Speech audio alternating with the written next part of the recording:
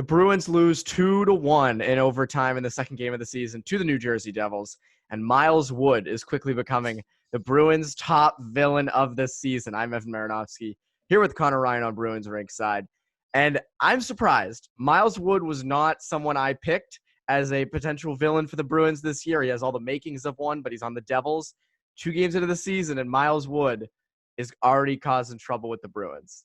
Yeah, I mean, I think you're going to see a whole bunch of guys as this year goes on kind of emerge as villains in the eyes of, the Bruins, because with this schedule where you're playing these teams, 7-8 times a season, you have a lot of back-to-backs, as we saw today, where it seemed inevitable right off the gate, right, that, Kevin Miller or someone was gonna drop the gloves with Wood. Of course, didn't end up working out too well, because then Wood scores a goal and then also takes Andre Kosh out of the game. So didn't exactly go as the Bruins envisioned it. But I think whether it be a guy like Wood or you look across any other team, I mean, Tom Wilson or any of these other guys who you're going to be playing multiple times a season, there's going to be quite a few guys who I think are going to not ingratiate themselves very well with Bruins fans. And especially, I think once you get to the playoffs, especially, you're going to have a lot of bad blood when it gets to that point. Man, Miles Wood would look good on the Bruins. He would. The thing is, you tweeted this, and you said if Bruins fans are having a tough time with Miles Wood, get ready for Tom Wilson. It's becoming obvious. I think there's 2 takeaways from this whole Miles Wood incident. Number one, this enforcer narrative is kind of BS at this point. It doesn't. It's kind of outdated in a sense that I give Kevin Miller all the credit in the world. He did the right thing. He stepped up, fought him, beat him up. But it didn't actually have any effect. Miles Wood went and played the same way. He just didn't run into the goalie, which I guess you win there. But he takes out, your second line right winger, which didn't look intentional, just looked rough. I mean, that's more just Kasha. Unfortunate play. Yeah, but at the same time, there's that. The other aspect of that is the Bruins don't have anybody who's like that, in the sense that they have people who will step up to other teams' agitators, but they themselves do not have an agitator. Now, that's fine.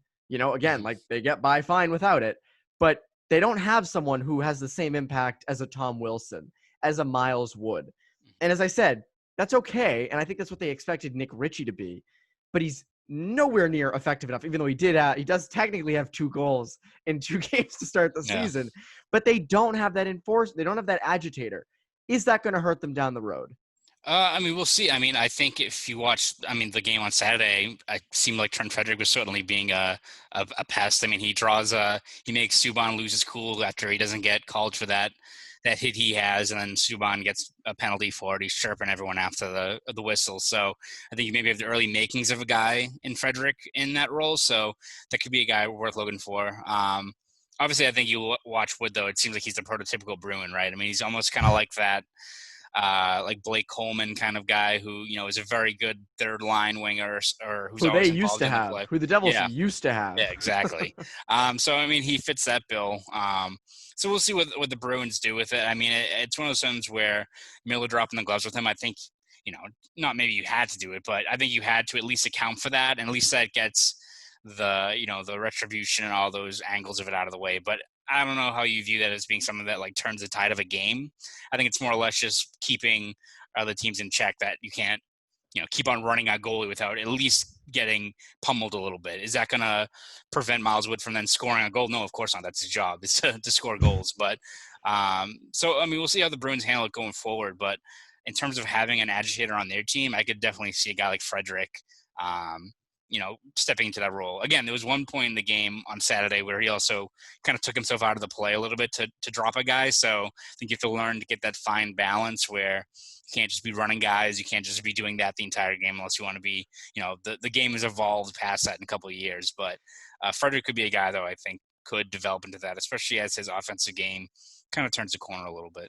And that's exactly what I mean, is they don't have anyone in the top 6 who can have this sort of effect that Miles Wood has. Trent Frederick, as you said, has those kind of young moments where he's, skating across the ice to drill a guy. But at any rate, Miles Wood, public enemy number 1. I think that's going to change quickly as the Bruins play these other teams. People are going to be like, damn, I missed the days of Miles Wood in the first 2 games. But at any rate, that is how the Bruins dealt with Miles Wood. We'll see how it goes going forward. Follow Conor Ryan for all of his stuff over at Boston Sports Journal, myself at CLNS Media. Remember to subscribe to Bruins Rinkside and follow along for all Bruins content going forward.